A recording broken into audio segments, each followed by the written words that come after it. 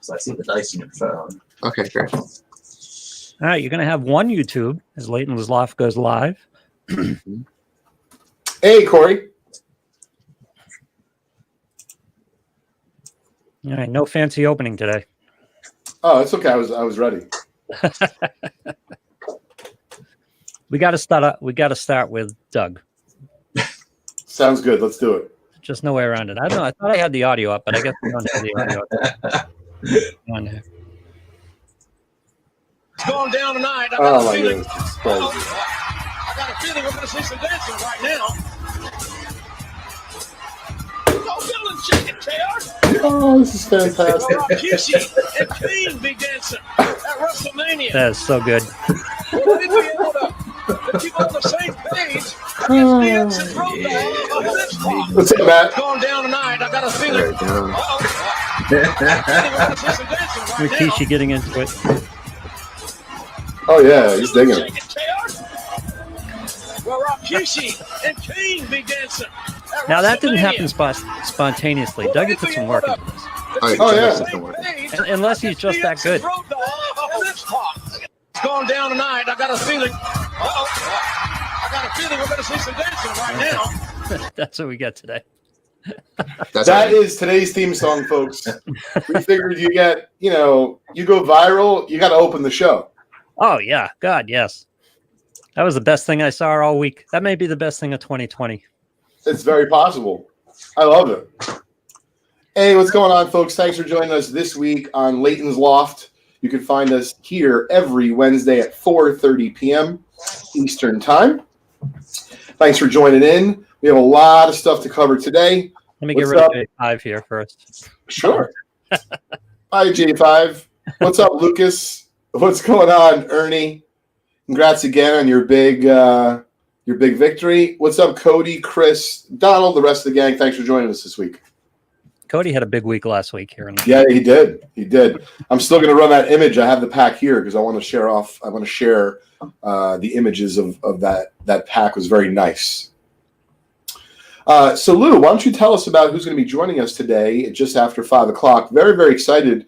I had not read the book yet, but I certainly read a little bit about Micheal, but I wanted you to introduce our guest. Got a hard copy on the way, though. I was hoping it would get there in time for today's show. But Micheal Holley is a former afternoon drive host on EEI up here in Boston. He works for NBC Sports Boston, does a Celtics show, does other shows, and is a big personality on there. He also has a new show on Peacock TV called Brother from Another with Michael Smith. And he's doing that show until 5 o'clock, and then he's going to hop off his show and hop on with us for a few minutes to talk about his new book, The Big Three, about Pierce, Ray Allen, and Kevin Garnett, and the rebuilding of the Celtics under Danny Ainge. And Michael's written some great books. The last one I read of his was Patriot Reign, where it actually was embedded with the Patriots for a year, and talked about going through draft combines and interviewing the players and strategy and things like that. He's written several books about the Patriots, at least one book about the Red Sox in the Francona years, but good author, nice guy. Is going to be fun, and has an interesting story to tell about bringing the Big Three together under Danny Ainge and Doc Rivers, right? Who was coaching at that time, yeah. Oh, yeah. Do you mute yourself there, Leighton? Yes, all good now. I'm personally excited about it, Lou, as I am a Celtics fan, and during that heyday, even though like the Celtics won a bunch in the 80s, I was a really young kid. So by the time Bird retired, it felt like a really, really long time before they were really good again. Like I enjoyed Reggie Lewis, but they were never winning any titles, of course. Right. And then, on came Pierce. And even though Pierce was exciting early in his career, there still wasn't the feeling that they were going to get a title. Yeah, remember this team had a change in ownership in that time period. Oh, yeah, you're right. Had the Rick Pitino debacle. I remember that. Which led to the loss of Red Auerbach. When Rick Pitino came in, Red Auerbach bowed out. And Danny Ainge came on and put this together. It's going to be an interesting study. I don't know how you rebuild teams in the NBA these days if you're not in a high-profile spot like Los Angeles. I mean, you can draw anybody to Los Angeles, right, to play for the Lakers. Of course. But how do you do it in Boston? You can do it in Miami. How can you do it in Boston? Or how can you do it in Cleveland? Or how can you do it in other stops in the NBA? Well, I'm interested to hear his story, because I'm sure he had a lot of access to things that you or I wouldn't have access to. Yep. And as a personal Celtics fan, it's going to be great to hear about that. But then, also seeing, if you will, a little bit of the drama today, I'm curious to ask Michael. My big question is, did you see any of it in front of you, in your eyes, when you were there, and it was just buried really well because they were committed to winning? Yeah. I'm curious, but we'll find out at the top of the hour or a few minutes afterwards. Thanks for setting that up, Lou. Sure. Should be fun. Michael's a good guy, been a personality around here for a while, and he'll be a good interview. That's the way he writes. He writes as an in-bed, so he gets in and he knows people.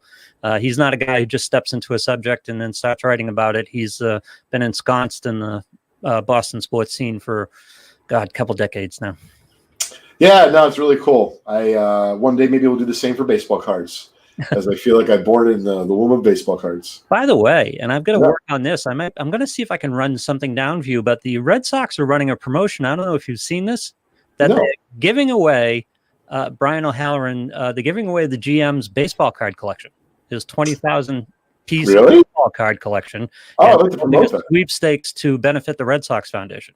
Oh, very cool. If there's any way we can get involved, help promote that, it'd be really fun. I just got that email yesterday, so I'll reach out to them, see if they'll have anyone who wants to come on and talk about it. Yeah, exactly. That's a great idea, Lou. Thank you. Hey, what's up, Patrick, Gus, and Brad on Facebook. Thanks to everyone who's watching, of course, on YouTube and everywhere in between. What's up, Justin? So today we have a number of things to cover. We're going to talk about, of course, the big news of PSA. Yes. We're going to start off with a fun little project that involves our buddy Corey Ramsey, who I believe is watching right now. Hey, what's up, Dom? And then we have Michael joining us a few minutes after 5 o'clock today. So if we can, we're going to try to fit in a break of 2017 Prism Mosaic Basketball, which is sold out and is a personal favorite of mine. So we're going to see if we can pull that off as well. So let's see here. The first thing we're going to do, I don't know if you heard about this, Lou. Well, before we do that, let's talk about the 7 giveaways today, Lou. Yes. Where the only way to win one of these 7 prizes we give away each and every week here on Leighton's Loft, our weekly podcast about cards, life, and everything in between, is to participate. And the way to do that is to join us on Leighton's Loft Facebook page. We go live every Wednesday at 4:30 p.m. for approximately an hour. And if you tune in live, you drop a comment in the chat, you get an entry into our promotion. And if you end up sharing our feed and starting a watch party, you'll get a second promotion into the bonus.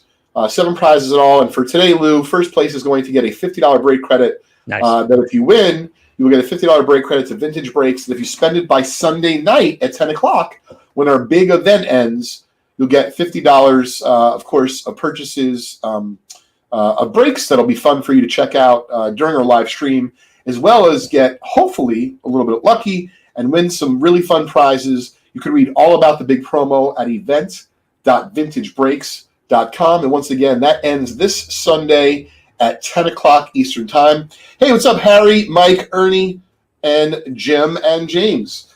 Second place and third place are going to be spots in our $3,500 Breakamaniacs promotion. And so hang in there, Cody. I wish you could give it like a little audio, a little video of that. It'd be great. We're going to have him on one of these shows. Oh, definitely. We need to have him on like in a snowstorm. I want to see what the Postal Service is willing to do for you. Yeah, we're gonna. I don't know if this will get us in trouble federally, but here's the thing: I'm not the postman, so I'm not as worried. Although I don't really want Cody to become unemployed. I heard they have a really good pension, so we don't want him to get screwed up there. But we'll have him on and keep him on during the show. We can watch him do his whole route. It'd be great. Yeah, maybe we'll catch some dogs attacking him or something like that. It'd be fun. Second and third place is going to be a spot in our Breakamaniacs promotion, which is our $3,500 break credit giveaway, courtesy of Vintage Breaks. That's going to happen this Sunday, Only way to get in is to win one, get one in a bounty, all sorts of different ways, but you cannot buy one per se. You can only earn one or be assigned one. And so that $3,500 break credit will be given away in our first ever Breakamaniacs promotion ending on Sunday at 10 o'clock. 4th place, 5th place, 6th place, and 7th place. Lou, I wanted to have a big thanks, and we'll tell Michael, of course, when he joins us.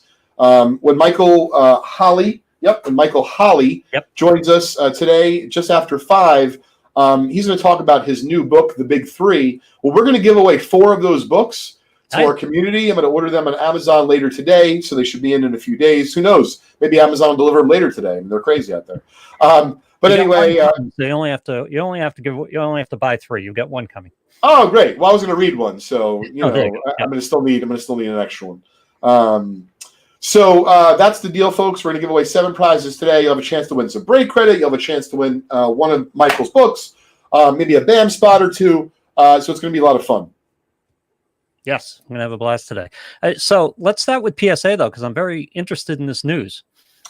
Yes. So this came out of the blue. Did this come out of the blue or with a Well, yes and no. So before we get to PSA, because I don't want to run out of time for Corey, I told Corey we were going to do this on the show, and then we'll cover PSA. Yep. I don't know if you can change the camera angle so you can see the cards in front of me, Lou. There we go. We got the desktop. We got your desktop. Great. So we have a lot of inventory here at Just Collect, and we've been running it for I've been running it for about 14 years. Of course, Scott Allpars, our vice president. It's a big help. So this is a 1976 Topps baseball set, and I knew we had bought a lot of sets in the last few months. Haven't even got a chance to go through them all yet. So what we're going to be doing is we're going to be giving away any cards. Well, let me start off by saying this. Corey Ramsey started working on a graded PSA 1976 Topps baseball set maybe a few months ago. I'm not exactly sure. He can comment in the chat if he's still watching. I think he is. And he's going for it, I believe, in PSA 8 and higher. So, Lou, in the beginning, when there's 660 cards needed, you can kind of look for good deals, buy them in bulk, right? All sorts of different things. Right. But when you get down to like those dirty dozen, those last 10 cards, that's really difficult. So I'm going to check out, if Corey and I are Facebook friends. I want to pull up his message here. So he needs 9 cards. Okay. So I'm not promising anything here, but what I told him, and I thought this would be a fun exercise, we're going to look at this new collection that we bought. We have a nice 76 set. Now, there's no control over centering, Lou, or print defects, or, candidly, if someone smashed the card before I got it, I couldn't do anything. But nonetheless, he's looking for, at this point, even raw cards that he can send to PSA, Lou, that may get PSA 8 or higher, so he can finish off his set. So what we were thinking is we're going to go through live on air. The only reason why these cards are separated is because Scott pulled the stars for the set. I have not looked at any of the cards yet. This is just some of the stars. Everything's in numerical order, Lou, and I'm going to pull out the 9 cards he needs. Okay. And we're going to check out live here on our podcast if the cards look gradable for Corey. If they are, I'm going to gift them to Corey, and we're going to get them graded for him, and we'll see if we can finish off his set. Now, I'm going to make a prediction, be kind of fun to ask the audience. Of the 9, how many do we think are going to be gradable, 8 and higher? And my guess is that the reason why he still needs these is because they're difficult. In other words, Lou, if he already could find them, I think he would have bought them already. Right.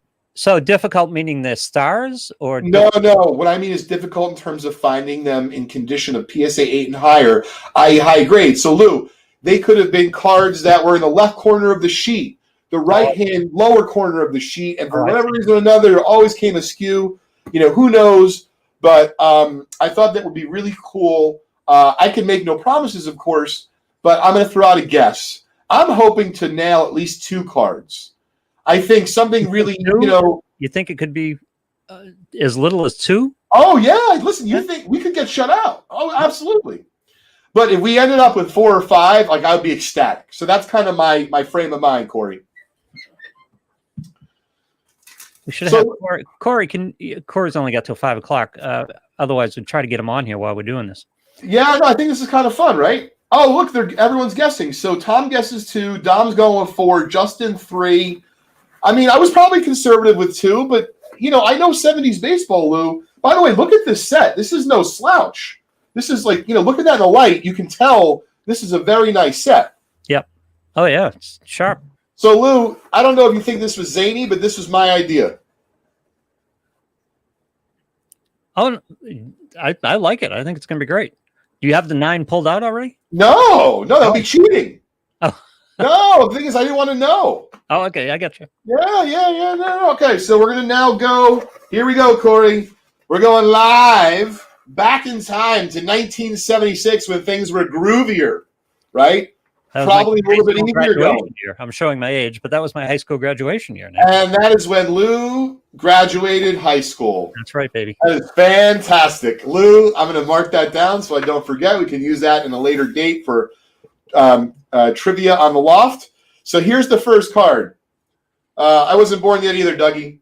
That's going to make Lou feel better. We'll call him Uncle Lou now. Yeah, no, I got so some. Lou, here's the first card, and I'm not showing the front of it yet for a reason. He needs Richie Zisk, okay? But if you look already, I can tell from left to right, there's like not a lot of border here. Yep. So I'm going to turn it over. My guess is it's going to be too off-centered. Okay, so in this set in 1976, will the back and the front of the card match, or are they printed separately? No, they're printed separately. Yeah, they print one side and then another side. Okay, so it could be off-centered on the back. But yes. It'd still be centered on the front, yes. Yep. All right, here goes. First card, Richie Zisk. Ooh. That's pretty nice. Well, it is, but it's a little OC top to bottom. So if I had to guess, you're going to get a 9 OC. Hold on a second. Let me get the holder. I'm getting very excited about this. I'm such a big nerd, Lou. I love it. My wife's like, what are you screaming about last night? I'm like, I got a big poll. You did She's it? like, yeah, well, you might have woke up Crosby. I said, yeah, but I didn't. That's the thing. Could have. You're modeling passion for Crosby. This is a good thing. Absolutely. So check this out. This is Richie Zisk. We're going to give you a shot, Core. I don't think it's going to grade an 8, but it could if you got lucky. Okay? So is that a standard criteria for a collection, a grade of 8 or higher? Or is that just what Corey put together? No, you don't have to do that, but I think it was a good idea of Corey to, like, if he had done 9 and higher, he might have driven himself insane. Oh, yeah, absolutely. So, we don't want him to do that. Hey, what's up, Joseph? How are you? What's going on, Jason? All right, card number 152 is next. Leroy Stanton. By the way, I was just thinking of our buddy Brad the other day who wrote the wax pack when I was doing this project. Yeah. How cool would it have been to be like, hey, I'm going to write a book on the last 9 cards I needed for a set randomly. Just like wild stuff that I now think about, Lou, which probably has no value.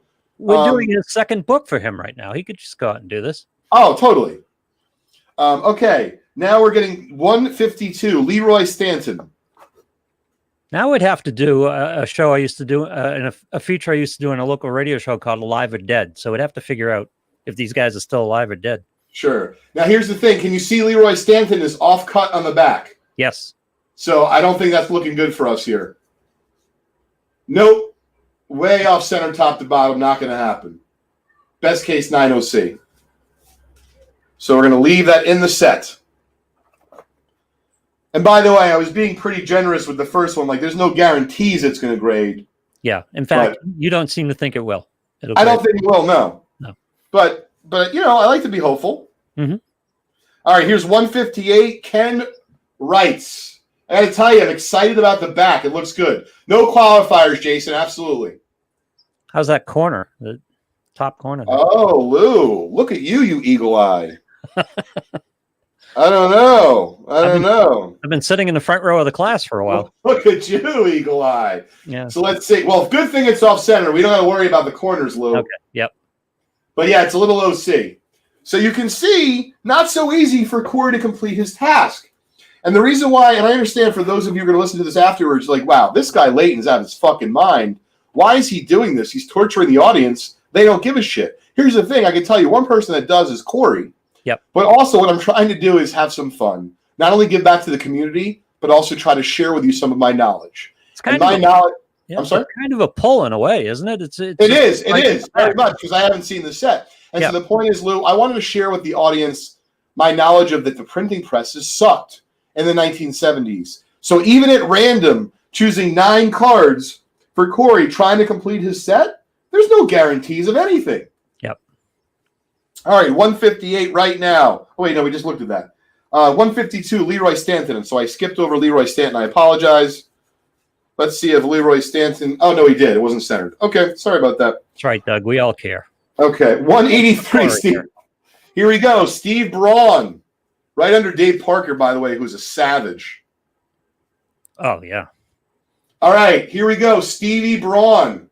I'm a little bit nervous about the centering top to bottom, but we'll see.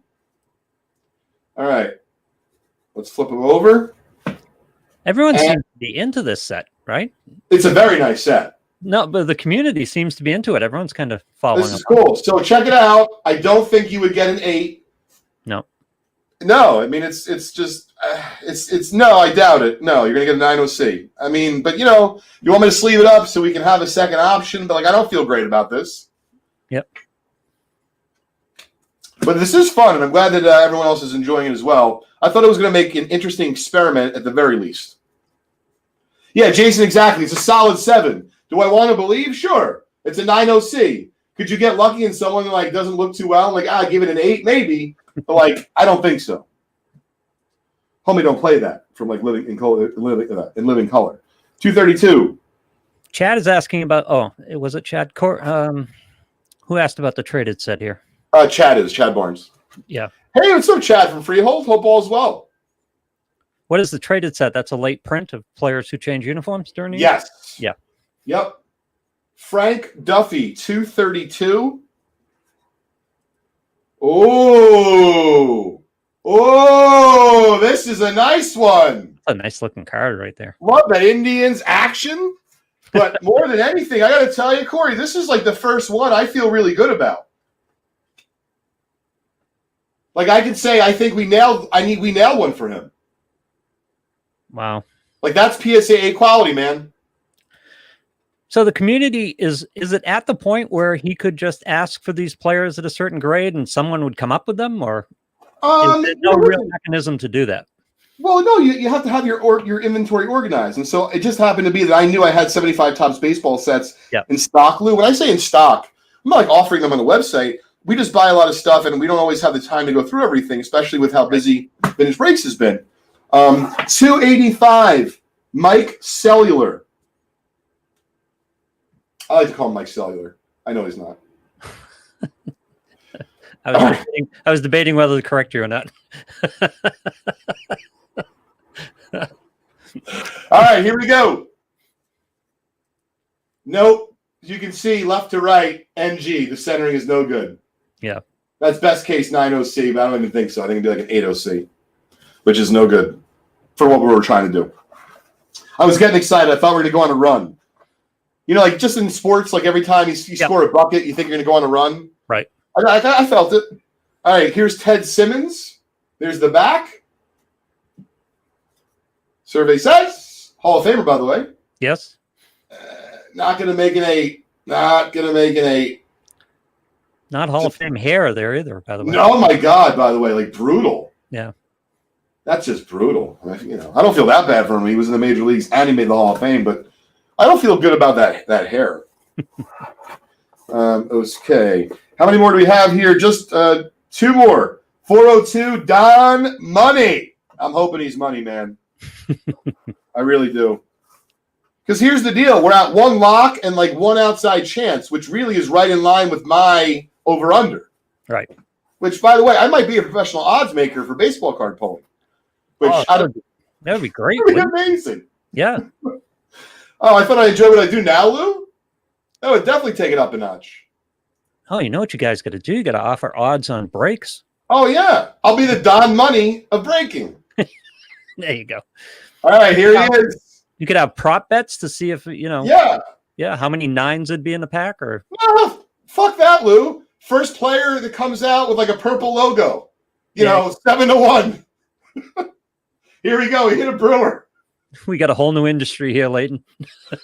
Yeah. Oh, NG is no good. I love that. Harry was asking, what is NG a new qualifier? No, NG I just say for no good. It's just a lot faster. NG, 2 letters, no goods, and a whole bunch of letters. Kevin said he almost corrected you too, except I would have got there first because there's a delay here. So Yeah. All right, here's the last card, and then I want to talk about PSA. All right, here is 419 Reggie Cleveland. I hope we got a solid 8 or higher. And I would say we got a chance. It's a nice card left to right, a little off top to bottom, but you could still get an 8 on that. We're going to sleeve it for Corey. Reggie Cleveland doesn't deserve an 8 for any reason at all. I like that. I like Reggie that. Cleveland card, for crying out loud. So this was really fun. I hope everyone enjoyed this. Everyone thinks the Duffy's going to make it. The Duffy, is that the one? The Oh, well, the Duffy's definitely making it. Oh Yeah. yeah. We're going to show the last. We're going to show the 4 now. So awesome, Corey. So by the way, but it's on the house. We're going to grade it for you on the house, of course, and gift it to you. But I want to show you the cards. Nice. Here's Richie Zisk. We'll talk offline. I don't think Richie Zisk is worth sending after looking a second time. But you've probably seen a lot more Richie Zisk than me. You let me know what you think. I think this is a best case of 7. But you want to send it in? I'm not sure. Yep. You're saying there's a chance? So you're saying there's a chance. Steve Braun, definitely. I don't know. I feel better about Richie Zisk. I feel like Steve Braun is 9OC material all day long. But you tell me what you guys think. If the first one's not an 8, that one's not an 8.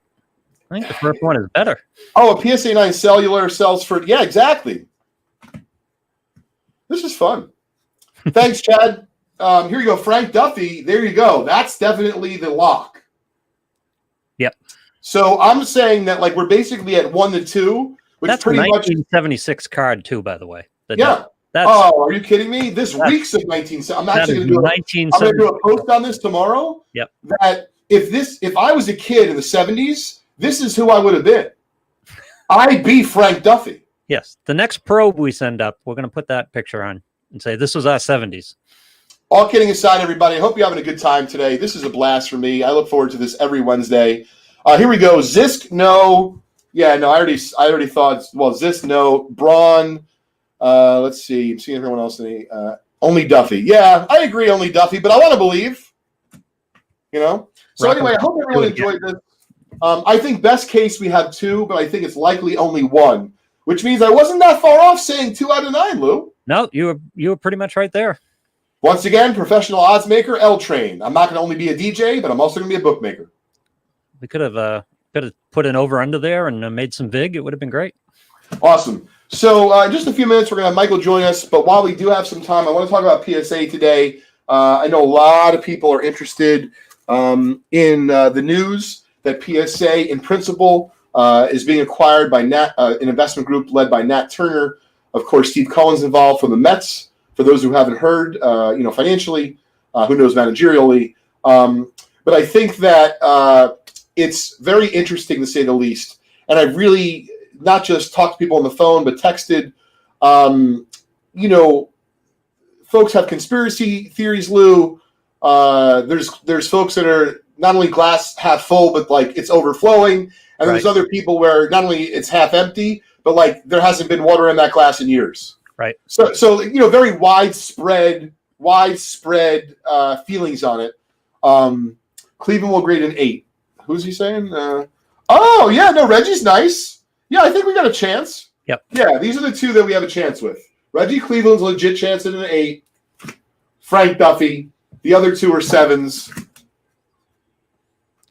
I can see Reggie Cleveland's a little left to right, right? That's a little, but actually top to bottom isn't as bad, and left to right's pretty. It's only off a little. Right. Yeah, no, this could 8. So you got the 2 possibles. Does one weigh more than the other? Would you rather have it top to bottom or left to right?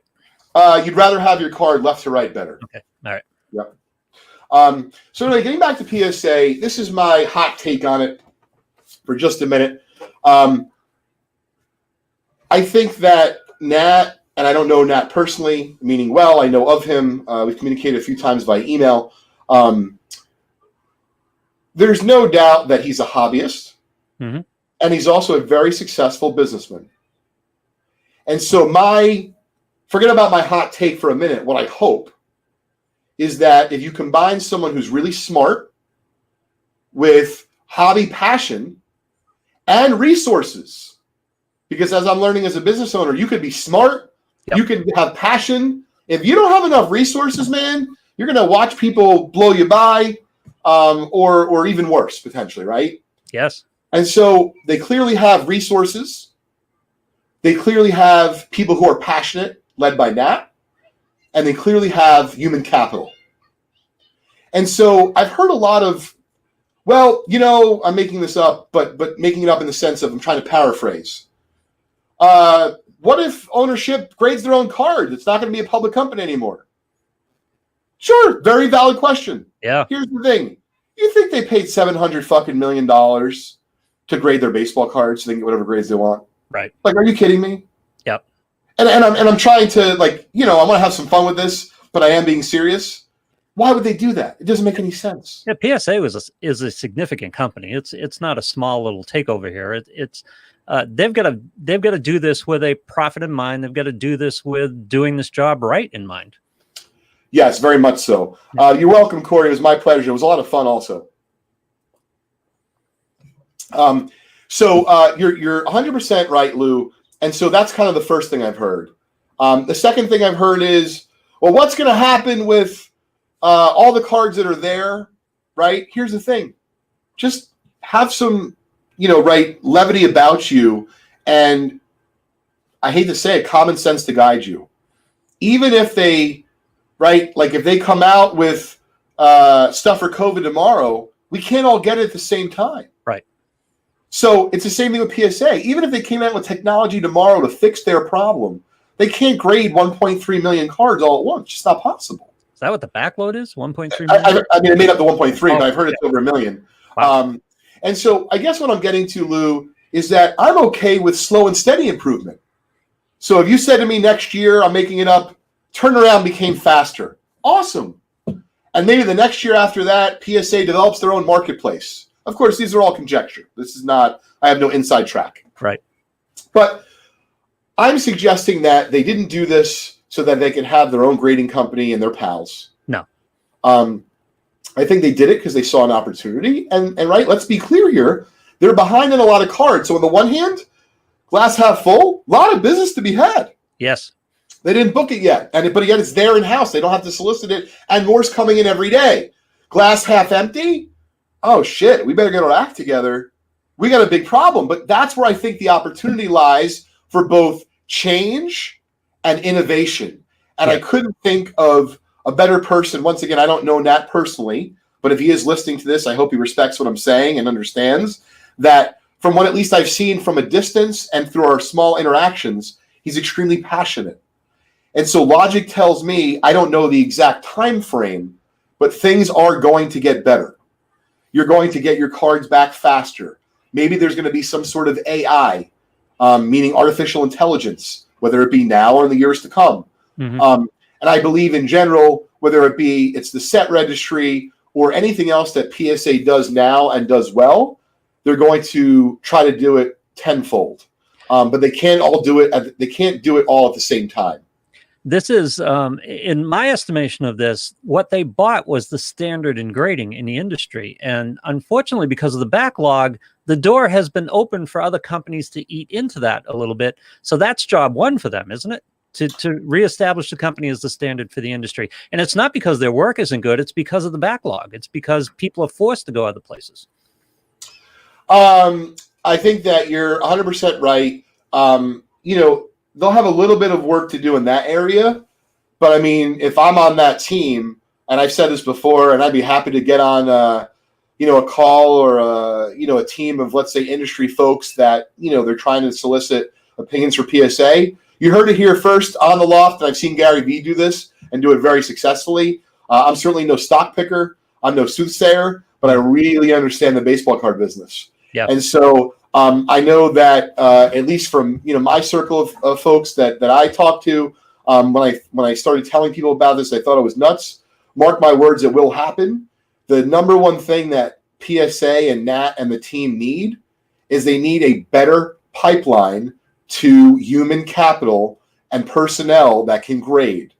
We've talked about it before. We all thought it was funny when I said it 3, 6, 8 months ago. No. When you're going to have, I'm being somewhat facetious. Yeah. You're going to have, whether it be an 18-month, a 24-month program, it will likely be out by PSA. But then what's going to happen? You're going to have competitors coming along, just like I've seen on YouTube, or on Facebook. People are telling you, hey, buy into my Pantheon so-and-so a month for $30 a month, and I'll give you baseball card advice that'll make you rich. And I'm not saying there's anything wrong with that. I'm not putting anyone down. What I'm saying is if you have a question, just email me, Leighton@justcollect.com. I won't charge you anything. I can't necessarily get back to you right away. But the point is this. PSA is going to have change coming. Sometimes with change, whether it be in your household, right, or at your job, it can make you feel uncomfortable. But if change is implemented correctly and with thought and with precision, which I think that he can do. He sold a company that he started, Flatiron Health, for $1.8 or $1.9 billion as a co-founder. So when you talk about, and this is what I want to close with before we have Micheal on in a minute, as a young kid, right, as a 12, 15-year-old, I still wanted to play baseball for a living, okay? When I was a little bit older, I started realizing the dream was fading, but didn't want to believe. Yep. And then whatever point, I don't want to tell you the age because I don't know exactly, but whatever age I realized it wasn't going to happen, I just, without getting into all of it, I just saw enough around me as a kid growing up that I wanted to do something that I loved and I was passionate about. Right. And so the best way to say this is, man, I'm really excited about what's going on with PSA because I don't think it'll be fixed overnight, but understand that this is where not only do I make my living, but I enjoy it very much. So you can make your living doing anything. Yep. But you're telling me in an industry and quote unquote hobby that I love very much, that a behemoth of a team is going to come in and they're going to invest and they're going to revitalize and they give a shit because they're collectors too. Yep. And sure, could there be angles where they're going to be able to line their pockets? Honestly, I hope they make money. If they don't make money, they're not going to invest in the company. They're not going to invest in the brand. I don't know where this anger about profit came from. We're all in business to maybe it's more on Facebook, but I see a lot of stuff on Facebook about that, but I'm trying to address all the different reactions to it, Lou, quickly. All right, you brought it up earlier when you talked about AI, and George asks if I can get my cards back in 2 weeks done by a robot. I'm down. Is that possible? Is that science fiction? Could you grade? I mean, you would want a high-priced card to be put in front of a person, but if you're grading a card that sells in less than $100, for example, could you run it through? You can check centering on it, right? You can. Lou, I gotta tell you, we could have breakout sessions all day to talk about this stuff because I'm such a nerd. I love it. 100%. I mean, listen, I've learned so much about my business just from sorting cards, for example, and sorting sets and going through sets for grading. I mean, we sent in 150 cards of PSA today, and it took time to get those cards prepped, meaning pulled from the sets, identified that they were gradable, put in the holders, all that. You got to go through a lot more cards. Right. So I think it's the same thing for PSA, just like, for example, at Vintage Breaks, right? If we get so busy where we can't break every single pack during our show, we've talked about having, and we now have, right, not just a second channel, but we have other breakers in different parts of the country that can break for us. And so I think expansion is on the horizon. It's going to be really, really exciting. Would the market accept automated grading or AI grading? I think so. You'll always have a choice, meaning I don't think every company is necessarily going to move to AI, at least not right away. But I do agree. I saw Harry's comment about turnaround being the differentiator. So to be fair, I agree with Harry to the extent of as long as you're a market leader. To be honest, if I started the ABC grading company out of my house today and I can give you your cards back by Friday, I don't think that's really going to matter in terms of the marketplace. No. So you need to have the brand recognition, right, the resources and the human capital, and then, of course, the turnaround. But the only way that PSA can give up their post of being the a standard for grading. The gold standard for grading in the industry is to do it to themselves, and Yes, I agree. would a move to AI help contribute to that for them? In other words, that would be leverage for other companies to say, well, we put it in front of people, right? Yep, 100%. By the way, I want to give a couple tips because I was talking to a fellow. And by the way, we should also cut it off in a minute so we get Michael, because I don't want to be rude. I don't We want to don't be have rude. Michael on yet. Oh, we don't. Okay. No. All right, great. So I don't want to be rude to Michael. Yep. Right. So in terms of, I'm looking at the comments both here on the Loft as well as from some of our regulars from Vintage Breaks, and I'm really enjoying this. I hope you are as well. 100%, I think that there's going to be another rate increase after the beginning of the year. So this is my suggestion. And I know it's frustrating as a collector. I'm a collector, but I'm also a dealer, right? Someone who does this full time. If you have cards now to get graded and you want to send them PSA, I'm not lobbying for them, but if you want to use them, you heard it here first, and you stole my thunder, Minnesota Husker. Send in your cards now. It's exactly what I've been telling people the last few days. I don't see how all the data points point to them raising the price, because they can. They're flooded with cards. They can always decrease the price in the future, but they're going to increase the price until they figure out there's no more elasticity. Pardon my ignorance on this, but is grading contingent on the value of the card? In other words, are there different price points for different values of cards? Yes, they do. They charge more if a card's worth a lot more money. They do charge more. Yep. Yes, and I agree with you, Lou. I think there's going to be, I mean, to be fair, if you have AI, you should be able to run AI on all the cards. That being said, if I have a 14 Crackerjack Ty Cobb and a PSA 8, right, that's hundreds of thousands of dollars. I don't really care what your AI thinks. I care what your top human being graders think. Yeah, you got to put that in front of a human being. But a $60 card, well, why can't the AI grade that? I totally agree with you. Hey, what's up, Micheal? What's going on, George? Steve, exactly what I'm doing. I don't think by flooding orders to PSA that I'm going to get them back faster. I just think that I already have the cards. I'm not going out and buying more. I mean, I buy more naturally because that's what we do. But my point is that I already have a lot of cards. I'll feel really silly if I'm like, oh, you know what? I'm not going to submit now. Let me see what's going to happen. Let's submit in February when cards are $3 extra a card. Why would I do that? Yeah, you're just adding to your overhead. And you're only adding to your costs, as well as you're going to get them back slower. Right. Thanks to everyone who's starting a watch party today. I feel like this is a really good hobby discussion today. Certainly about a very big piece of news in the hobby. But I've had a few days to consider it and think about it and talk to other people, and really fun to discuss. Yeah, it's interesting again because PSA plays such a unique role in the industry. First of all, because of its sheer stature, it has a stature in its end of the industry that nobody else has anywhere else, I wouldn't think. Some of the auction houses, even the big auction houses, don't have that kind of dominance over the market that PSA has over grading. No, because all the auction houses, like if you don't like Heritage, you can go to REA. If you don't like REA, you can go to Golden. If you don't like Golden, you can go to Mile High. The list goes on and on. Yeah, if you don't like PSA, you go to SGC. You don't like SGC, you go to Beckett. You don't like to go to Beckett, you go swimming. Now you can go to maybe CGC or CSA or whatever this new company is. And I'm not saying it like they're not going to be good. What I'm saying is there's a lot more folks who can easily handle the sale of your goods than offer the authentication and grading of your goods, which is pretty amazing.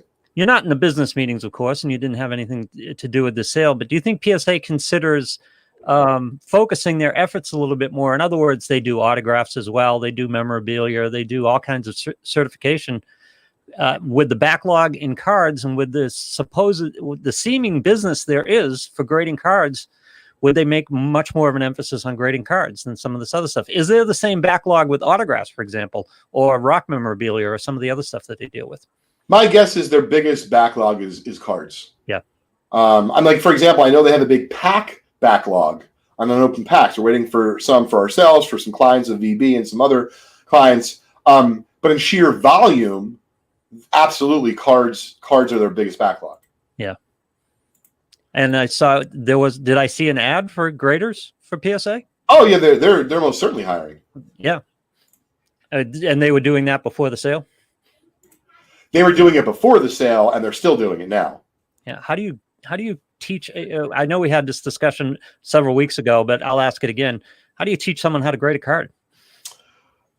Just like you would teach anyone else, through experience, right? I mean, if you said to me, "Hey, Leighton, you need by tomorrow morning at 9 a.m. to have a lesson plan to start teaching grading," I could definitely do it. Yep. Now, if I taught it 100 times for the next 100 days, I guarantee you on the 50th day, I'll be a lot better teacher of grading, even though I know an incredible amount about it, than on day one. Just like on the 100th day of teaching, the issue is for the grading company, PSA, they need to find the right teacher. And so it all goes back to how many people actually know enough about grading to teach it. Yep. And listen, I certainly don't mean to float anyone's boat here or to sound cocky, but like, for example, myself and Scott Alpaugh could definitely teach grading classes. Well, but listen, if you paired up all the graders with a quote unquote apprentice and put them beside them at the bench for in a matter of weeks, you'd have more graders, wouldn't you? I don't think so. No? I don't think it would be weeks. No. If I had to guess, and I'm just, I'm pretending now we're in the Leighton's Loft boardroom. Yeah. And they're saying to me, "Leighton, you're in charge of the $700 million behemoth we just bought. How much, forget about AI for a minute. Like how much time would you need to teach, like, a program, a course?" I would almost say like 6 months to a year, but like you can maybe do on the job / learning, sure, as you go. So it may sound silly, but like I'm literally thinking of people who know nothing about cards. Right. So it may seem odd to you, but like you and I pick up a card like this, we know what to do, how to handle it. I'm assuming you're training masses. Yep. How do they know you don't just put your finger on the corner? So like I'm really trying to dumb it down in my mind. Like, yes, if you may have different levels, is my point, Lou. You're going to have people come in, "Hey, I know nothing. I'm a D level." Well, you need the 24-month course, is my point. Do the standards of grading change? Like you just mentioned, we did the 76 set, and you were talking about the printing process in the mid 70s. And so are they graded a little bit more loosely than later cards, like more recent cards going back to 1910, 1920, 1930? Are they graded on a different standard, or is everything the same? Needs to be centered, needs to have square? No, everything's the same. The one thing I think that changes is eye appeal. Yeah. So if you read between the lines of PSA's grading standards, they talk about eye appeal. The eye appeal of a T206 is a lot different than you're talking about the eye appeal of a 2020 Topps Chrome baseball card. Right. And so I think that's where you can, like, maybe give a little bump to an older card that you think deserves it because it has great eye appeal, but technically it's on the line of a 7 or an 8 or a 6 or a 7, whatever the case is. Rick asks, do you think this change will help BGS and SGC in the short term? I think the only ones who can help BGS and SGC in the short term are themselves, meaning they have enough business. Yep. So they don't need to worry about PSA. They need to worry about their own business and what their plans are. Okay. So I don't think it's actually going to help them. I don't think it's going to hurt them. I think it's just they have to be very well aware of, like, if you thought that your time to catch PSA was now, if you're BGS and PSA, I'd be really concerned if I was BGS and SGC about catching PSA now, seeing as how they just had a huge amount of potential capital, come as an influx. Reinforcements are coming. Yeah. Listen, exactly. Winter is coming. Speaking of which, is Michael on yet or not yet? No, we don't have Michael. Maybe something happened. Okay, well, I haven't got an email from him either yet. So we'll not fret. We can certainly have Michael on either still today or at some point for a future episode, because I myself am very interested in his book. Do you think the reluctance? I'll use the word reluctance. You can correct me if you think I'm wrong. The reluctance for PSA to add graders, expand their grading, had to do with them knowing about the sale going forward. Because when a company sets up for sale, they run lean and mean, right? I think so. However, they've been trying to hire graders for months. Yeah. And so I do believe management, of course, knew about what was going on. Yeah, I believe that it's a very big issue for them, and they have to figure out. And I'm putting artificial intelligence aside. So in other words, let's say they've been researching AI for 5 years. For all I know, we don't know that. Right. I guess you could look at their financials and dive in because they're public, or they were public, about to go private, to see, was there a line item for AI or research, R&D? I'm not sure. Certainly Nat knows a lot more about that than myself. EJ asks if you'd ever unencapsulate a card. That's the first time I've heard that word used, and get it regraded somewhere else. Oh yeah, we call it cracking out, but sure, depending on what you think your card's going to grade, you definitely would consider that. I also want to cover a couple. Hey, what's up, Nick? I want to cover a couple questions from our YouTube channel for Vintage Breaks. Yes. Once again, today's show is sponsored by Vintage Breaks and Just Collect. Thanks for joining us here at Leighton's Loft. So Jason is talking about helping to understand the thoughts or the thought process of the initial grader. Listen, that's kind of what I was getting to before, Jason. Like, if you're talking about someone who takes this card, and I'm making it up, right? But I attended a seminar / event with Gary Vee, and he said, hey, everyone put a glass of wine on your desk. And everyone picked up the wine, and I looked at how I picked up the wine. I definitely didn't pick up the glass the same way as everyone else. Right. So I guess what I'm saying is you can have the mind of the initial thoughts of a grader, but yet depending on the kind of knowledge that grader comes in with. So if they already know how to handle a card, it may sound primitive to you or I or Jason, you as well. But yet, if they're going to really get big, they may have to hire people, Lou, at PSA to grade that know nothing about baseball cards, that don't watch sports, that just work really hard, that have a great work ethic, that are quick at learning, that keep their head down, and that working in the dark. Because I don't know if you know this, but in the grading world, you generally work in a pretty dark room with the exception of a little light by your desk. That may bother some people doing that, year after year. But that doesn't, the whole concept of that doesn't bother me. In fact, I would consider it a plus. I mean, do you need to be a baseball official? No, that's what I'm saying, Lou. It is a plus. That's my point. I don't want to teach, by the way, PSA, if you're listening, Nat, if you're listening, I have no interest in teaching this class. It wouldn't, that's not fun for me. That's not what I'm passionate about. I can barter with the best of them. So if you said to me, well, Leighton, you may not want to do that, but all of a sudden you're going to be going, taking Crosby to be first in line for all the Disney trips, the Disney rides when you go on your first trip with them, maybe something like that. Right. But the point is that I absolutely would teach it at different levels. And I think that it's fantastic you don't need to know anything about cards, because that allows, let's just say for a minute, there is no AI ever for grading cards. You're going to have to hire a lot of human beings to look at cards. If you're going to only hire collectors, you're really limiting the pool of eligible people. How many graders does PSA have? Do you have any idea? I mean, if I had to guess, I'm going to say 20. Okay. But they might have 60. EJ asked about sending a card into graded again, and that would indicate to me that you've got that there's some variance in the grading. But and again, correct me if I'm wrong, my experience with the industry to this point and what I've heard anecdotally is that it's a pretty standard grading system, and it's very difficult to get a different grade. You're not going to get a different grade from somebody.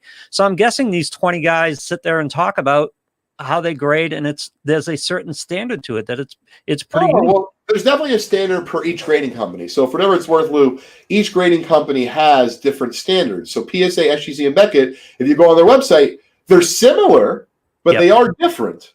And so I do agree with you.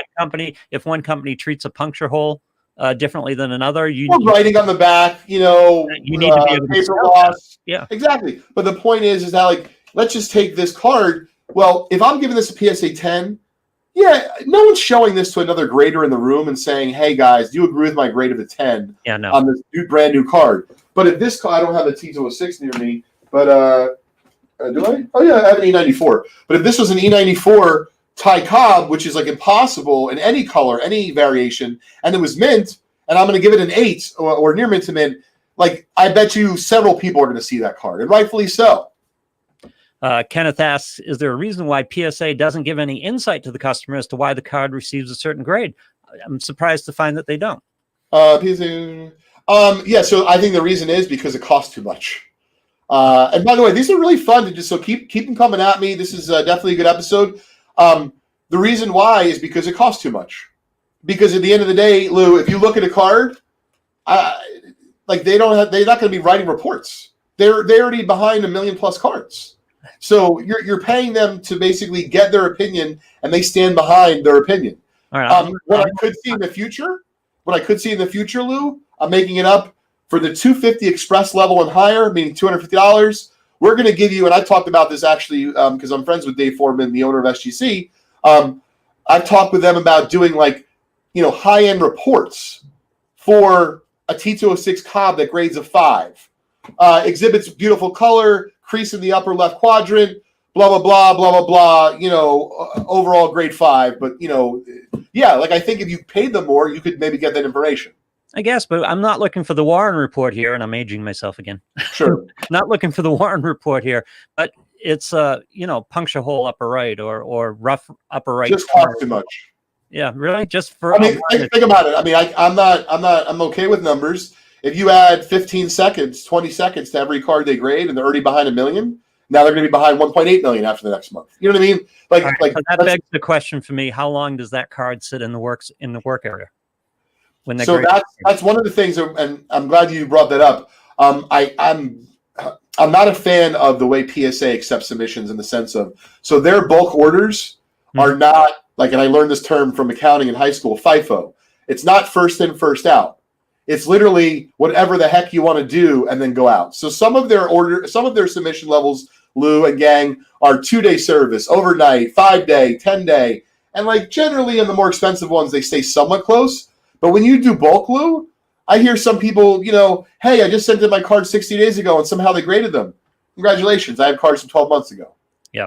Same service. But you were talking about adding 20 seconds to a grading. Yeah. And it would create a bigger bottleneck. So my question is, how long does that card actually sit on the desk? How long does a grading actually take that adding 20 seconds sure. I thought a big difference. I misunderstood you. Yeah. If I had to say, at least several seconds, all the way to maybe a minute. And what I mean is, Lou, just like any other thing that you do for a living, if you are an expert, maybe they can assess this Chrome card very quickly that it's a 10. Right. But if they're trying to train people from the ground up, you're not going to have Johnny Newbie come in and grade this card fast. They're going to average 1 minute and 38 seconds a card. Yeah, because he doesn't want to miss something. He doesn't want to miss something. Exactly. So they're going to have analytics and all that stuff. So I do think it varies. Christopher asked, with the new ownership to PSA, Leighton, would they be more open to actually give subgrades on cards submitted to compete with BGS or no? I do not see that happening. The reason is the same reason that they're not going to get a report. It's going to take too long. And they're not going to charge more for it. They can charge more for without doing that. Right. So, EJ, do you think there's a dark side to sending in cards like cards swapping? They take you a 10 and give you a similar card, but a 7? Well, do I think there's a dark side? Yeah, it sounds like thievery. Meaning, I don't care if you're in baseball cards or if you run a candy shop, but if you commit crime, you got to do the time. Yeah. And again, this is a major company. This isn't some guy sitting in his mother's basement grading cards. I agree. I'm going to hop over here to Lou to our Facebook. We've got Michael here. Let's bring Michael in and talk to him. Oh, great. All right. Micheal Holley's with us. Michael, can you hear us? Man, I can hear you. I'm telling you. I was trying to get in. Please forgive me. I was trying to get in for the last half hour. So terrible. Oh, Michael, you're a major television star. This is a little online Zoom call.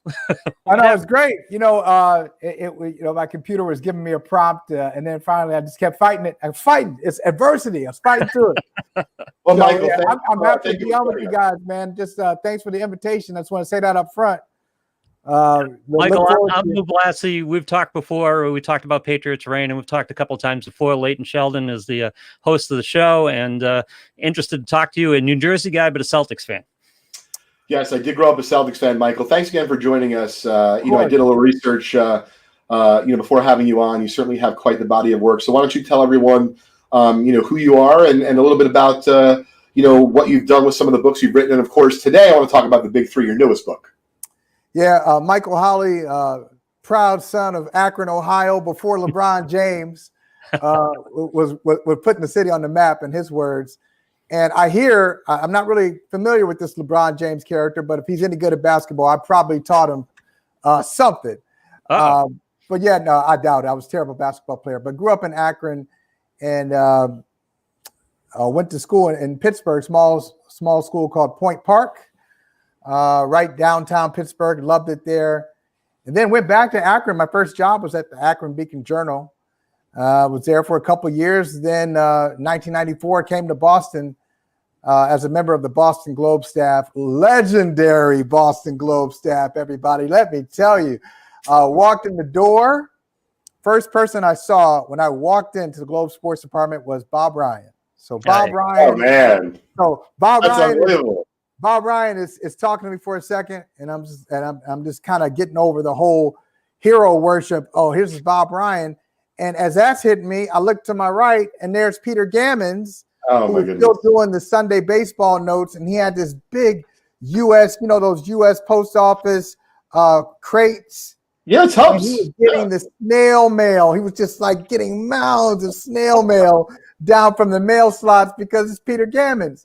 Sure. So I'm dealing with that. I'm dealing with Peter Gammons, and Larry Whiteside comes over and starts talking to Bob Ryan. And Larry Whiteside, for all young reporters, especially African-American reporters, Larry Whiteside was such a pioneer, a trailblazer, the original assist man in this business, because he was really focused on making sure everybody got a seat at the table.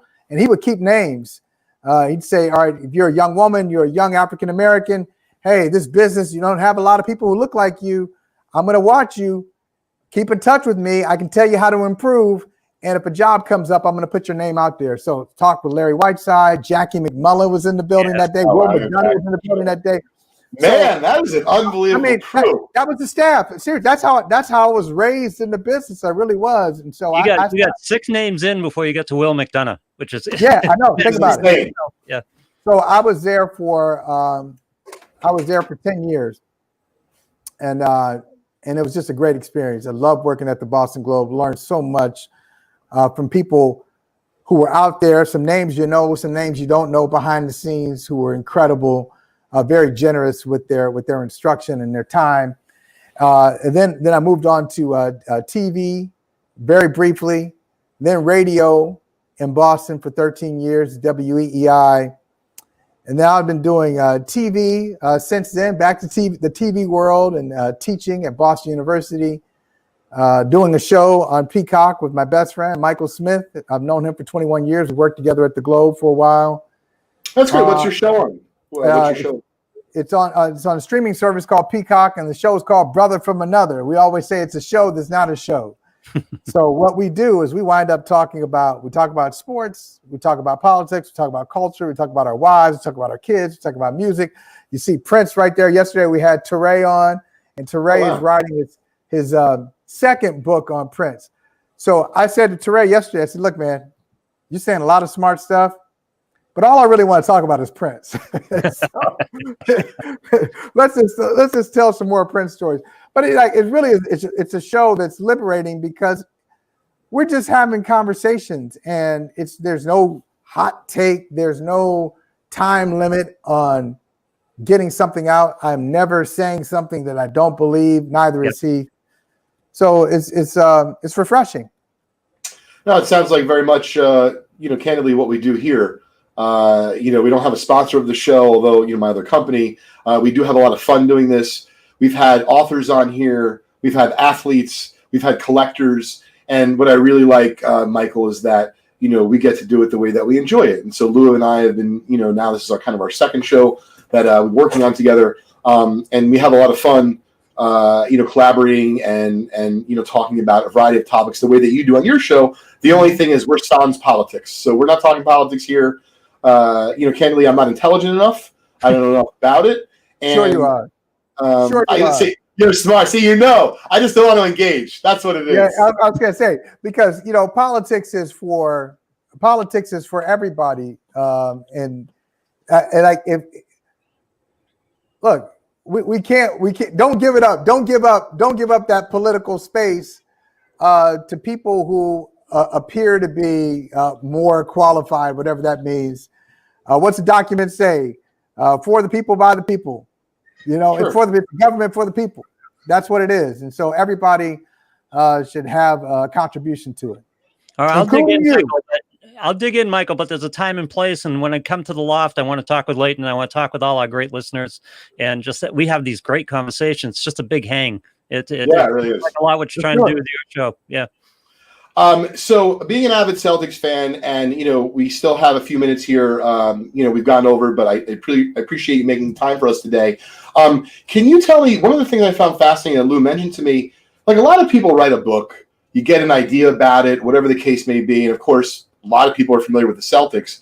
But I want to hear about, Lou was alluding to, you immersed yourself in the Celtics. You learned a lot about the story. And I wanted to hear about the behind-the-scenes, action that you were a part of that allowed you to write this book in a way that you were proud of. Yeah, that's a good question. Well, I would say before I get there, I'd say it started a bit in 96. I told you about that all-star cast there, right, at the Boston Globe. Well, when I got there, I had come from Akron, Ohio, and I started covering a beat. I was covering the Cavaliers when I was 23. So I was 23. I had never been out of Ohio much. Went to college in Pittsburgh, as I said, but I hadn't traveled all over the country. But the Akron Beacon Journal was a pretty good size, medium-sized paper, and traveled with the Cavaliers. And so I was a 23-year-old beat writer. I'm going to LA. I'm going to Utah. I've never been to Denver. All these places. I'm like, oh my God, I've never seen mountains before. This is nuts. I couldn't rent a car because I was too young. So I remember those days too. So a couple of the beat writers, one from the Cleveland Plain Dealer, one from the Lake County News Herald. They traveled too at the time. They were older, about 15 years older than I was. And so I just kind of hung around with them just so I could get a ride. But the point is, I was covering basketball in Akron for a couple of years before coming to Boston. When I came to Boston, Jackie McMullen was doing NBA notes and Peter May was covering the Celtics. So they didn't care that I was covering the NBA. Yeah, they weren't worried. You didn't cover the NBA here. Yeah, so, exactly. Like they weren't worried about you at all. Okay, so I'm sitting on the bench. I'm sitting on that bench. Sure. But then Jackie McMullen gets a call from Sports Illustrated. She takes that job. Peter May is elevated to the general NBA columnist. I started covering the Celtics. My goodness. I just got goosebumps and it wasn't even me. Yeah. That's so cool. half the 95-96 season, then the full 96-97 season when they were really terrible, but I got great experience. Sure. So I was able to be around Tommy Heinsohn and John Havlicek and Bob Cousy, just Ennis Johnson, all the Cedric Maxwell, obviously, a lot of the Celtics legends. I learned a lot there.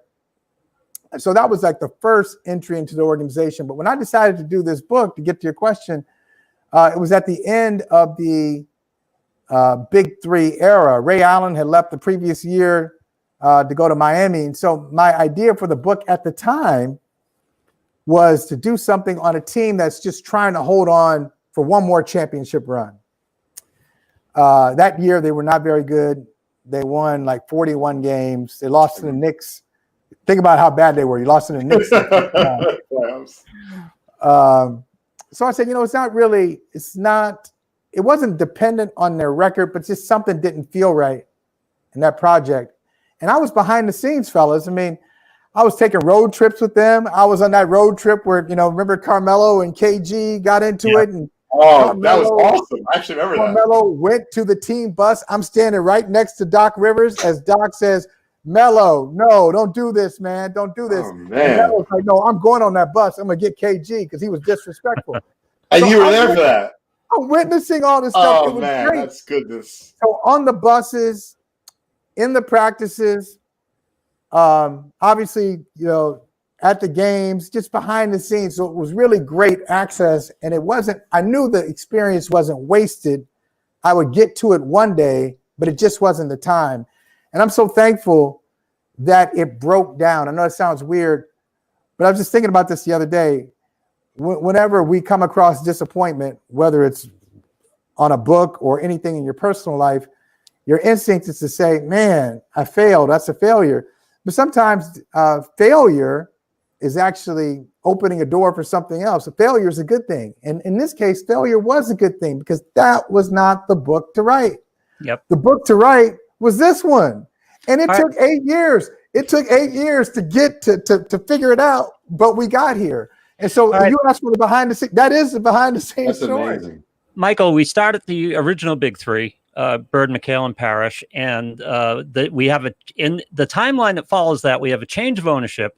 We have the Rick Pitino debacle. We have Red Auerbach leaving. We have Danny Ainge coming in with zero experience, although a basketball player, of course, and knows talent. And we have this ownership group coming in, which doesn't know much about the NBA. Good business people, I assume, but don't know much about the NBA. It doesn't sound like a recipe for what happened. So how did it all come together? Yeah, well, I think let's go with the business people. To your point, it depends on the kind of business people you have, because just because you're rich and have the ability to buy a team doesn't mean you should be running a team. Right. So Wick Grossbeck, it was a good partnership. Like they have three like main owners of the Celtics, and think about what they do. Like Bob Epstein was the last one to come in, and Epstein was like he was just a pure Celtics fan. He's got great business contacts. He's not trying to run the organization. He's just there. He loves the Celtics. And he had the money to get in with Wick, and he decided to get in. So I'm good. I'm good where I am. Yep. Steve Paliuka's got the basketball mind. Like he's the one. He was friends with Danny Ainge. They were on the board together for Steve Young's Forever Young Foundation. So he knew Danny from a business perspective long before he owned the Celtics. And once he became a co-owner of the Celtics, he said, well, Danny Ainge, he's a pretty smart guy. I love basketball. He loves basketball. He knows much more basketball than I do. He'd be a good candidate to run this operation. And Wick Grossbeck is a really smart business guy who says, I don't know enough about basketball to be drafting the players. I can't do that. I'm here to make the whole Celtics experience better. I'm here to make it a better business. And so with all of those three, they kind of stayed in their lanes, which allowed Danny Ainge to come in and say, this is how I want to run it. So think about like the game of tag here. Grossbeck gets it first. He needs a co-owner. He calls up Pags. Pags says, I'm in. They need another co-owner. He calls up Bob Epstein. Epstein says, I'm in, right? So then they're like, Paliuka calls up Danny. Danny initially rejects it, then says, I'm in. Danny hires Doc Rivers. So then Doc Rivers, so they look what they're starting to build before you even get to the big three. Wick Grossbeck says, ooh, there's this really smart consultant who has worked for us and given me some good advice. I'm about to take this consultant away from this company. I'm going to hire him to work for the Celtics. That wound up being Daryl Morey. Daryl Morey says, hey, you need to improve your analytics operation. I'm going to talk to some people at Harvard Law School. One of those Harvard Law School students, third-year Harvard Law School student, was their current assistant general manager, Mike Zarin. Oh, so God. It's just like you get good people, they connect to other people, and you just figure out what your strength is.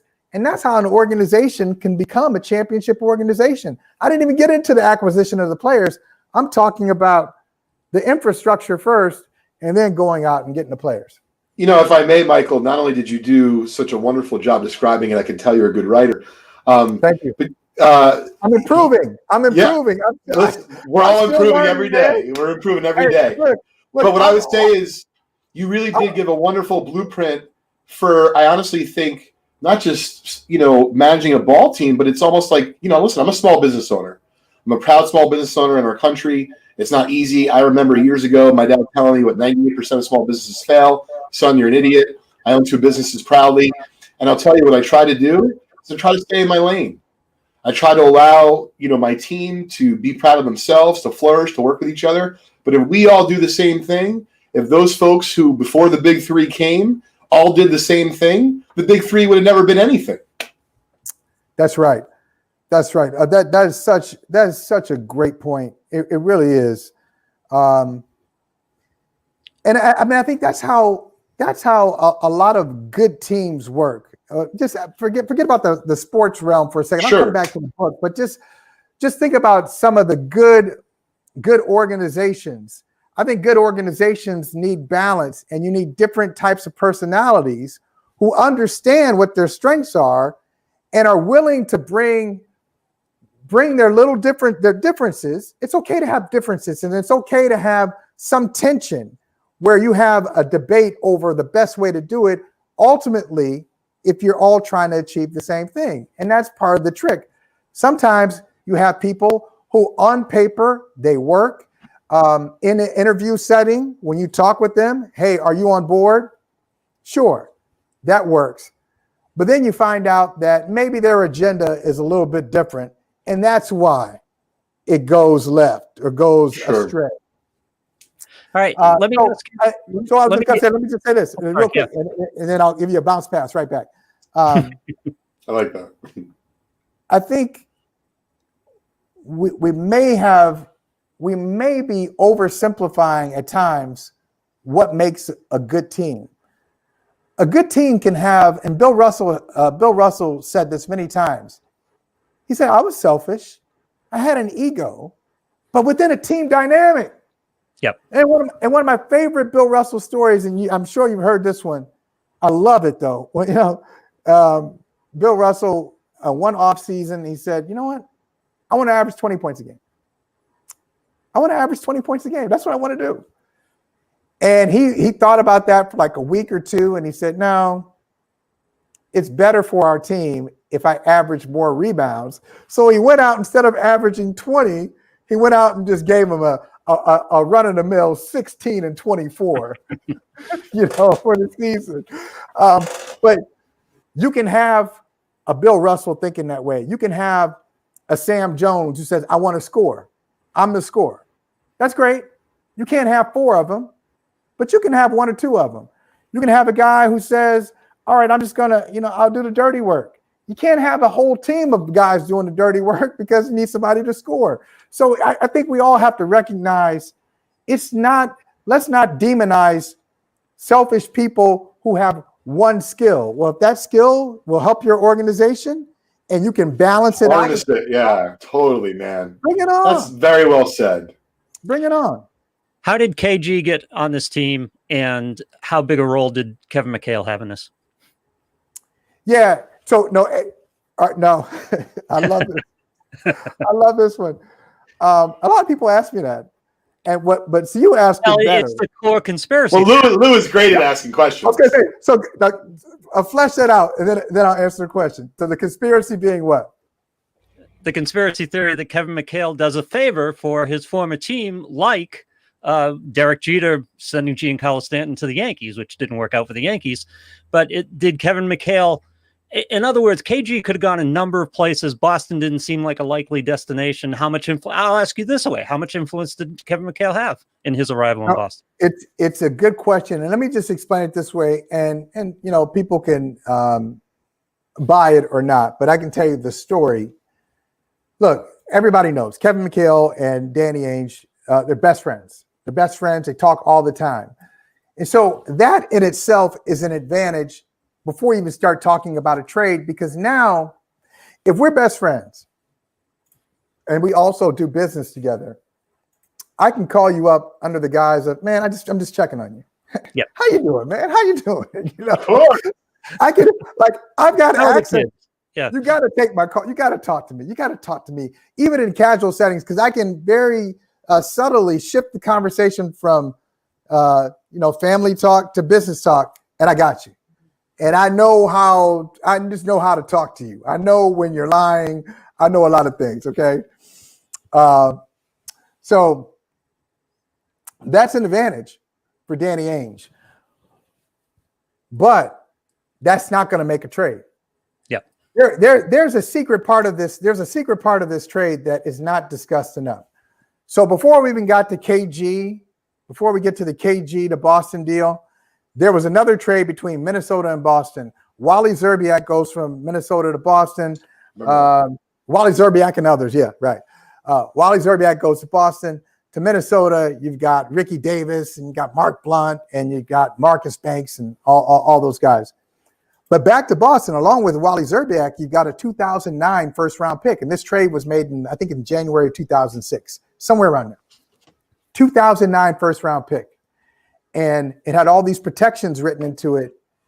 By 2009, it's an unprotected lottery pick. So think about it. If you're Kevin Micheal, put yourself in his shoes. All right. He had to trade KG. He didn't have to trade him to Boston, but he had to trade him. Right. KG initially wanted to go to either Phoenix because he's close with Steve Nash. He wanted to go to either Phoenix or the Lakers. So if you're Kevin McHale, let's say I trade him to Phoenix. I trade KG, I'm instantly a lottery team without my unprotected lottery pick. There you go. Yeah. Huh. Now, okay, I can't be without both of them. Totally agree with you. I got it. Okay, I can't keep KG. He's got to go. Yeah. No So matter now- what. Yeah. Now I'm going to be bad. I'm a lottery team without KG. But I can't be a bad lottery team without an ability to improve myself. So you Danny, telling me Danny Ainge did Kevin McHale solid? no, Danny had him over a barrel. Yeah. He had him. Said, okay, well, don't trade him to us. Fine. Okay. All right. We got to. I'm not giving you your pick back. Yeah. I'm not going to give you. You can trade him to Phoenix, but I still got your pick. Thank you. Wow. So he had the pick. He had Al Jefferson. That sounds comical now, but Al Jefferson. No, sure, I remember. Al Jefferson, and if you look at Al Jefferson's stats, it's amazing he was never an All-Star. He was a double. Look at his career stats. His career ended early, like 31, something like that. But he was a really good player. So at 22 years old, he was like a 16 and an 11 guy. He was the best big man in the league who was available. See, like this is not as much fun, is it? I know. Like the hot takes are, the conspiracies are more fun. I admit it. The conspiracies are better because you can just say Kevin McHale's in Boston because he's Danny Ainge's best friend. That's better. That's sexier. It's not as sexy to be kind of like, okay, this is why it happened. But I can tell you that's why it happened. He had the assets that Kevin McHale wanted more than anybody else had the assets. And you know, and you got to have the contract too. The contract was a lot more complicated. As I worked on this book, I didn't realize the contract was unprecedented. They had never done a contract like this before in the NBA. They had the language for it, but nobody had executed it. So even before they made this trade, they called the NBA office like 5 or 6 times. And they're like, okay, are we doing this right? Are we doing this right? So it was very complex deal. So this is a matter of tumblers coming together. I forgot. One more thing. Yeah, please. One more thing. I almost forgot the most important part. This is how you know it's not a conspiracy. After of a McHale and Ainge job, because Ainge and McHale had gone as far as they could. They thought they had a deal. They're ready to go. The owner of the Timberwolves says, "I want Rajon Rondo." Oh God. Exactly. That's what Danny said. Yeah. Danny said. He's like, he went to Wick Grossbeck. He said, "Wick, I'm worn out. Now the owner wants Rondo. I can't, like, this is." And Rondo at that time, because I was a fan, certainly like you being in the midst of it, Rondo, like, he was, I mean, he still is really good, but you didn't know at that time, he was like a magician. He really was very excited. But not yet. He wasn't a magician yet. What year was he in the league at that point? He had just completed his rookie year. Yeah, no, I remember. You're right. It took him a little bit of time to become a regular Celtic. So that year, when the Big Three, their first year, that was the start of Rondo's second year in the league. So nobody really knew what Rondo was. Danny loved him, didn't want to give him up. So, and I got ahead of. I'm not telling the story right. I got ahead of it because when Glenn Taylor asked for Rondo, that was the second Rondo request in the last month, because the Ray Allen deal almost got held up because Sam Presti in Seattle said, "Okay, give me Rondo." And Danny's like, no. They're going back and forth. I can give you Delonte West. No, I want Rondo. I'm going to give you the number. Come on, you're asking too much. You're going back and forth. Finally, on draft day, they say, "Okay, I'll take West instead of Rondo." So Danny's like, "Okay, good." I held on to Rondo. So he's almost at the finish line with this KG trade. And here comes the owner saying, "Give me Rondo." He's like, "Not this again." He says, "Wick Grossbeck, you go in and close the deal. You got to close the deal. Call Glenn Taylor." Wick Grossbeck calls Glenn Taylor. He says, "Glenn, hey, I need Rondo on the team. If I can't have Rondo on the team, it kind of defeats the purpose of this trade. He said, Rondo's going to sit on the bench for you guys. You're not even going to use him. Yep. And Taylor says, I want Rondo. I said, come on, Glenn. All right, Glenn, let me do you a favor. We got Sebastian Telfair on the team. He's on the roster, but he's not going to play for us. Telfair had some gun charge. I remember that. Roachbeck had taken his nameplate off the locker. He was done with him. He said, he's not going to play for us. I'll tell you this. I'll pay his salary. You take him. But let me know by 5 o'clock. Please let me know by 5 o'clock. Just think about it. Think about it. He hangs up the phone. He gets a call just before 5. Glenn Taylor says, Wick, let me be the first to congratulate you on winning the 2008 championship. So that's how they had the deal. That was the topic. That's how it came together. All right. Wow. So we've got Paul Pierce, who's frustrated and troubled with the Celtics in his time here in Boston. We've got Kevin Garnett, who's a personality. We've got Ray Allen, who's a personality. We've got Rajon Rondo, who's not quite the personality he was going to be yet, but he's a personality. None of this works without Doc Rivers, does it? That's right. Yeah, that's right. Doc Rivers just recognizing what it would take to bring them together. But I think it's beyond the recognition from Doc. I think it was personal. Like all of those guys had like some pain, professional pain that they were dealing with. Whether it's fair or not, I mean, we do it now. Old school NBA fans have done it. You look at a player, you say that player's great. And if we start to have a debate, I'll say, hey, man, this he's the best player I've ever seen. And ultimately, one of us is going to say, okay, how many championships did he win? Like, oh, don't do this. But that's what happens. Doc Rivers had played had been a part of a finals team. He was hurt when the Knicks got there against the Rockets. But he had observed the finals. KG had never been in the finals. Ray Allen had never been in the finals. Paul Pierce had never been in the NBA finals. They were all great, but they were all hungry. And Doc Rivers knew, because he had this finals void in him too. He knew the language to speak to them. Now, by the way, Doc, from the time he was like 7 or 8 years old, used to pray every night, had the same prayer every night. God, please help me make the NBA, make the All-Star team, and win the NBA Finals. So God says, I got you on the NBA. I got you. Okay. I got you on the All-Star team. Yeah, he hooked him up. But on the finals, Glenn, you're going to have to wait. But he had this urge in him to win a championship. And so he told those guys, he said, look, the only way we can win it is if all of you do something that you haven't done before. You're going to have to give up something. To win a championship, you're going to have to sacrifice something. And it really was Ray Allen had to give up the most, because he was used to having the ball in his hands anytime he wanted it. But you got 3 guys, and Pierce is the main guy, and KG is a scorer, but a reluctant scorer. But they're only score in the post. Man, you know your hoops. I'm so impressed the way you talk about your, because I remember, I certainly remember that team well. And, while we have just a minute or two left, one of the things I wanted to ask you, if it was the same for you, for me, not being a writer, not being on the inside, just being a Celtics fan, and albeit when I was, a little bit younger, liking Bird, Micheal and Parrish, was just different. I was younger. I felt like when they won that title, man, was really emotional for me. Not emotional like crying. Yeah. Like been through a lot as a Celtics fan. Not like as a Jet. By the way, I'm a Jets fan, unfortunately. We can talk about that another day. Yeah, exactly. So unfortunately, we got to do a whole different podcast on that. Yeah, no, I know. We might, because this has been very enjoyable. But for me, did you feel that at the time? Like it was emotional? Like it really got you in the gut? Yeah, it really was. It was. I am a sucker for good teams coming together, or different people, different backgrounds, just coming together to achieve something.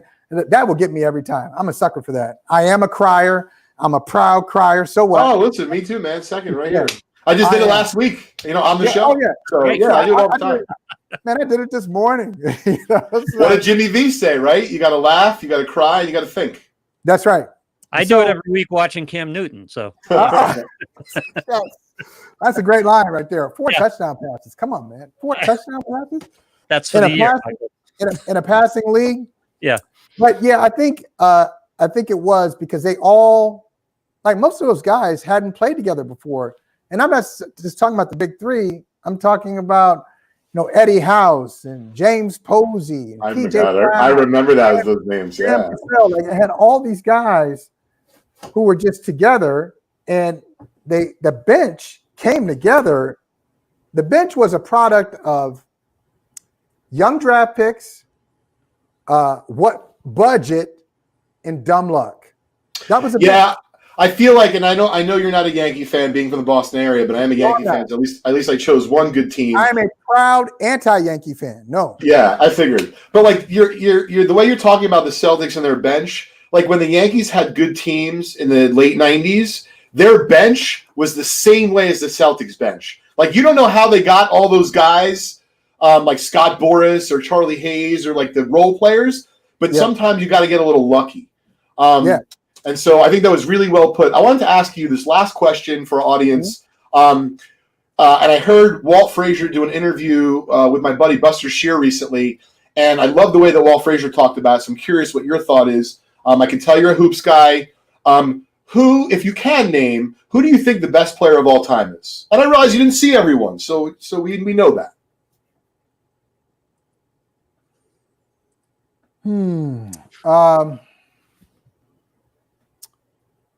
For now, I'll say it this way. For now, is Jordan. Okay. For me, it's Jordan. For now. I think LeBron's not done. Nope. So how far does LeBron go? LeBron's pushing him. And this comes back to, I know that, when you have this conversation, what somebody's saying, well, wait a minute, 6-0 in the NBA Finals for Jordan. Okay. I know all that. So, yeah. I'm not going to go there. But LeBron and his size and his skill set can do, he can do pretty much everything. But so I'm going to say it's LeBron. I'll say it's Jordan. LeBron is in the conversation. And I'm so frustrated by this. Why doesn't anybody ever talk about Kareem when we have this conversation? It could be, is it because of the size? Because it's hard to figure out a 7'2" guy? I think there's two reasons. One, I feel like people honestly think he was cheating in the sense he was just so big, so insanely good. Like it's almost like when you played hoops as a kid, you play someone who was a foot and a half taller than you, and you're like, oh man, I'm better than that guy, but I'd still lose because I couldn't even get off a shot, right? Yeah. But I think the second thing is, and maybe it's a little bit of the Pete Rose syndrome, not the betting, of course, he played for a long time. People, like Hank Aaron, amazing, one of the best players of all time. But yet, I've heard some of the people talk about Hank Aaron. Well, he played for a long time. Great. How long did you play? Right. But see, that's a great point. And I know this is another podcast for another day too. Yeah, we'll have you on in the future. This is great. But I think playing for a long time is part of, especially basketball, that's part of the gift. Like, there's a Kareem KG connection in the sense that before the Celtics traded for him, for KG, they looked at his body type and they said, okay, this body type, he kind of reminds me of Kareem, and this long, lean guy. He hasn't had any major injuries. He's played a bunch of minutes. I think he can hold up for a while. And he did. He got hurt in 2009, which changed the course of his career a little bit. It took him from being MVP KG to just a very good player, and cost him his stamina too, that knee injury. But Kareem playing for a long time, I don't think is a slight. Like toward the end of his career, sure, you had to manage him, but look at what he did. It's not like, oh, he was always like a really good player putting up good numbers. No, he was a dominant player. Dominant in college. 10 years of his career, he was dominating people. So I wouldn't use that against him. He won a bunch of championships. He won a bunch of MVPs. He was a skilled big man too. One of the rare big men who was a good free throw shooter and a good passer. Look at the big men throughout NBA history. Love Bill Russell. I'm a Bill Russell guy. Look at Bill Russell's free throw percentage. Look at Wilt's free throw percentage. Not so great. But Kareem, off the top of my head, I'm going to say it's like in the mid 70s. Kareem was a great passer. So, yeah, he should be in the conversation at least. I agree with you. You've been very generous with us, giving us a long time. But let me rephrase that question. I was right, man. Hey, I was. It's all good. Let me see if I can shorten the pause. We're playing a game for the planet tonight, and every NBA player in history is in his prime. How is Michael Jordan not the first guy you put on the team? How is that even a question? Okay, let me ask you. Yep. Okay, so we're playing a game. Yep. But so do we have a draft? Oh, so you say we draft two teams? I'm like, who are we playing? I'm sorry, I want to ask. Hey, let me tell you. If we're playing one-on-one, we're not playing basketball. Yeah. No, it's there you go. Oh man, I definitely like you, Michael. This is cool. Are we playing like we got how many people on the team? We got 8 people on the team. We got 6. We got 7. What do we got? I need to know the terms. Because if you have a number one pick and you get Jordan, I'm not disappointed because I got a draft. Okay. Are you kidding me? Yeah, I'm going to get whoever. I'm going to get Wilt. I'm going to get Kareem. And you'll dominate me with Jordan, but I may get Kareem there. I may put Kareem at the 5 and Russell at the 4. There you go. So I was going to leave you. With this thought about what I heard Walt Frazier say, and I certainly will not be able to say it as eloquently as him, Michael. Or as colorfully, right? Oh yeah, are you kidding me? I wouldn't even attempt to. But I have really good dry humor at times. So what I heard him say, and like a totally straight face, like he meant every single, forget about sentence, word. And Buster's a buddy of mine. He said, "Well, it depends on what you're looking for." And then he just started going into it. He said, "You want a scorer? We're going with Michael. You want defensive?" But like the way he talked about each player and that skill set, Russell or Wilt or then Oscar, he didn't forget him. Like I loved it because it was coming from a player's perspective, and I'm getting goosebumps now. That to me, like this is the politics I'm comfortable talking about, if you will. Oh, baby. So this was a blast, Michael. All right, let me leave you with this one word. Yeah, please. I'm gonna tell you this. Because this is like one of the highlights of, I was going to say highlights of my career, but it's one of the highlights of my life. So Bill Russell came to the Boston Globe. There was like a Bill Russell tribute in Boston in 1999.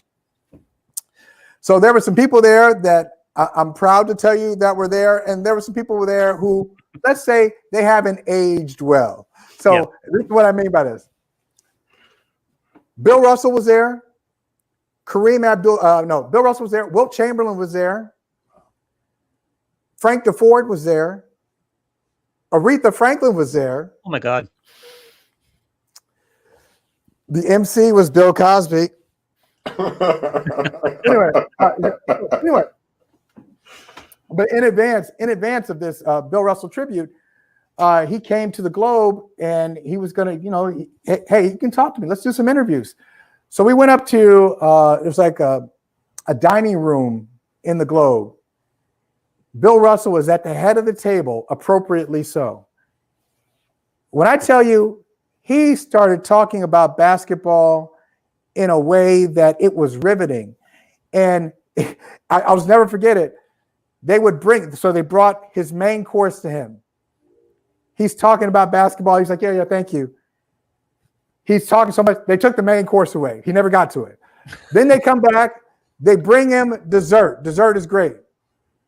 They take dessert away. He never got to it because he was just so into talking about it. Oh man, I love this. Can we bring you like a salad or something like that? Just like something that you can. Oh yeah, bring it out. They bring the salad. He never got to the salad either. He was just, and it was such a pleasure just to hear, similar to your conversation with Walt Frazier, just to understand the mind of Russell. Like he would say things like, hey, I knew what this guy wanted to do ultimately, and I kept it in the back of my mind. So when I really needed it later in the game, I would memorize his pet move, or I would know where he wanted to go on the floor, and I'd beat him there. Or I would block his shot because I knew he just wanted to score. Like all these things.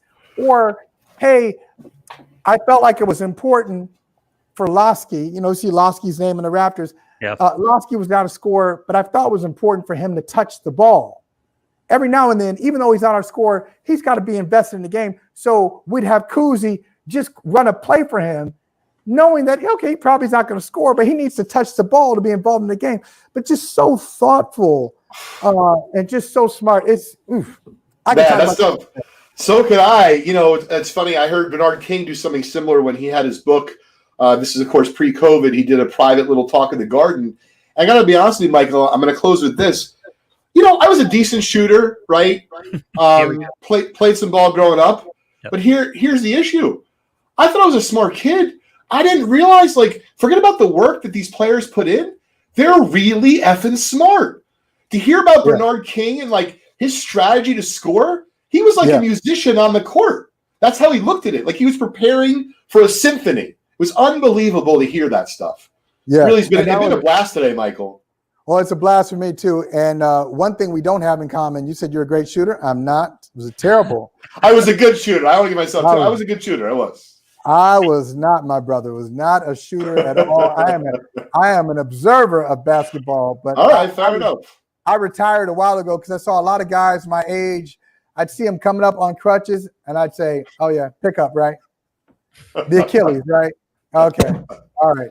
I mean, once you hit 40, you'll see a bunch of guys 40 and up on crutches, and it's all basketball. So, well, I'm playing tennis now, and so it's kind of keeping me somewhat fit, I hope. Michael, where can we find the Big Three? Where can our audience order it? Okay, this is the political answer I'm supposed to say. But I'm not gonna give you. I'm gonna give you the real answer. Sure. The answer from the heart. I love bookstores. I love independent bookstores. If you have an opportunity to order from an independent bookstore, please do it. These are small businesses too. They need the help. They are in a fragile place even before COVID. So imagine where a lot of them are right now. So if there's a small bookstore near you, please order from them. And if not, you can obviously go to Amazon, as you can see there. Well, I'm glad you brought that up, Michael. We're actually ordering four of your books. Your publishing house up there. I purposely didn't put Amazon up there. I put your publishing house up there.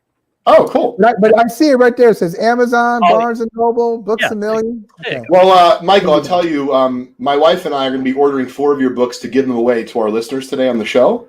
And I'll be candid, I was going to order from Amazon. I'm going to now try to order them from an independent bookseller in New Jersey. And I'm going to try to tag them on social media, and I'll share that with you later on. I appreciate it. Listen, I appreciate you being here. This is a blast. Lou, thanks for hooking this up. This is great. No, and Michael, coming off your own show and just joining us right off the show and spending time with us, appreciate it so much. Hey, Lou, Leighton, this is great. Hey, let's do it again, man. Let's talk some ball sometime soon. It's going to be a fascinating regular season, so we'll have many opportunities. Michael, I'm thinking absolutely with the kickoff of the NBA season, we'll get John here again. Listen, have a happy and healthy holiday season. Thanks so much for joining us. You too. You and your families and your viewers as well. Thanks so much. Take care. Be well. All right. Wow, Lou, every time I think we can't get a better guest situation, man, that was fantastic. No, I had scouting on this guy. I knew this guy. I've worked with him before, so I know. Clap it up here for Lou and Michael. That was really a trip. Thanks everybody for joining us today in the Loft. I know we went over, but I'll tell you, and I realized that we wanted to let Michael go. Lou, this is why I enjoy doing this, because there's no one yelling at me that we're over, right? Like, we're in the moment. We're having a good time. I hope everybody had, a good time enjoying this. We're now, of course, going to switch over to Vintage Break's regularly scheduled program. We'll be going to tonight till 1 a.m. between Vintage Breaks North and South. But thanks again, Lou, and everyone for making this possible today. See y'all next week.